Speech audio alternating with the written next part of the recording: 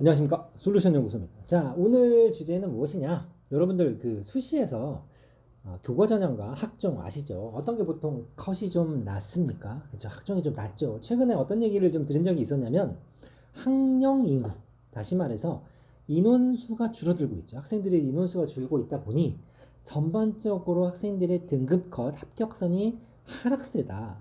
더군다나 어떤 학교가 좀 덜 떨어졌냐로 비교하는 게 입결이 떨어졌다 올라갔다를 판단하는 기준이 됐는데, 어떤 뉴스가 나왔냐면 이제 학종에서, 물론 스카이에 해당되는 얘기긴 하지만 전반적으로 어떤 내용이 생겼냐, 학종도 내신으로 선발하는 것 같다라는 식의 포털의 뉴스가 떴습니다. 왜 그러느냐? 자, 보면은 이 스카이, 물론 서울대 연대뿐만의 얘기는 분명히 아닙니다만 다른 학교를 전부 다 조사하지 않아서 뉴스에 뭐가 나왔냐면 서울대 연대 고대가 학종 합격자의 등급 내신 컷이 점점 상승하고 있다라는 얘기입니다.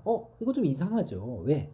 학생 수는 줄어들면 당연히 전반적으로 등급컷이 낮아야 되는데 학종에서 등급컷이 높아지고 있다라는 얘기입니다. 자, 실제로 보시면 자, 2023, 2024. 자, 여기에 70% 컷이라고 나와 있는데 이건 어디 거냐면 대학 어디가라는 사이트에서 나타내는 이제 평가 자료를 기준으로 삼기는 했습니다.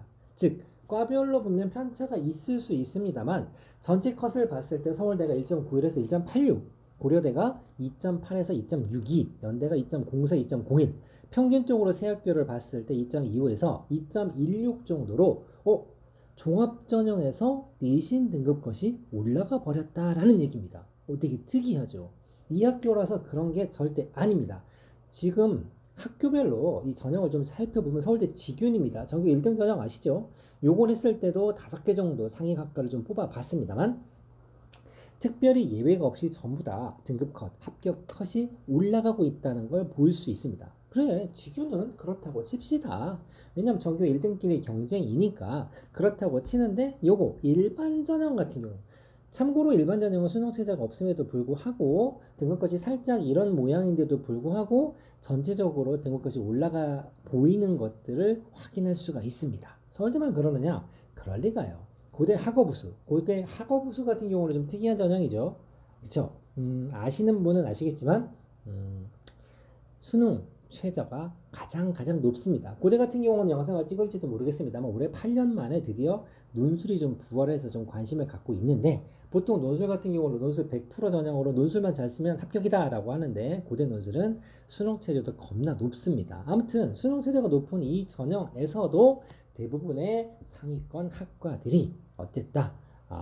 등급 컷이 상승했다라는 얘기입니다. 같은 맥락으로 계열 적합이라든가 또는 연대 활동 우수, 간단하게만 표를 보시면 추이만 보면 됩니다. 이런 거라든가, 그 다음에 이런 전체적으로 종합전형입니다. 교과전형을 얘기하는 게 아니라 종합전형, 우리가 흔히 말하는 학생부로 가는 전형에서도 내신 등급 컷이 올라가고 있다라는 얘기입니다. 궁금하시죠? 왜 그러냐? 실은 이미 예견된 결과라고 보시는 분들 되게 많습니다만 바로 이걸 얘기합니다. 대입 공정성 강화. 몇 년 전에 이 말이 많았죠. 뭐 특례 입학이나 부정 입학이나 이렇게 하다 보니까 눈에 보이지 않고 뭔가 평가 기준이 애매한 요소를 가지고 학생들을 뽑지 말아라고 좀 강요를 하는 부분이 있습니다. 그리고 2년 전에 자소서가 폐지됐습니다. 다시 말해서 학생부 종합전형에서 제가 이런 걸 잘할 수 있습니다. 제가 이런 특기가 있습니다. 이런 장점이 있습니다를 어필할 수 있는 굉장한 무기라고 했던 자소서를 좀 모디파이하고 막 좀 조정을 하고 표준화를 시키는 것까지는 괜찮았으나 아예 없애버렸죠. 다시 말해서 대학교 입장에서 학생들을 뽑는데 넌 뭘 잘하니? 라고 물어보고 싶은데 뭘 잘하는지 정보를 제공받을 수 없다라는 얘기입니다. 그것뿐만 아니라 한참 유행했었던 자율동아리 아시죠? 수상 기록이라든가 독서 기록, 봉사활동, 자율동아리 기재 이런 것들을 전부 다 날려버렸죠. 못 적게 했다라는 얘기입니다. 책을 읽었는데도 어떤 책을 읽었는지 제목을 적을 수 없다. 라다 보니까 무슨 일이 생기느냐? 도대체 뭘 보고 학생을 뽑으라는 얘기냐? 즉 종합전형이라고 얘기하는 거는 학생들이 학교 생활을 열심히 충실히 잘 했느냐를 판단하고 싶은 건데, 학생부에 동아리든 독서든 자소서, 봉사활동에 대한 내용들을 하나도 못 적게 된 것이죠. 그러다 보니 남은 게 뭐밖에 없다?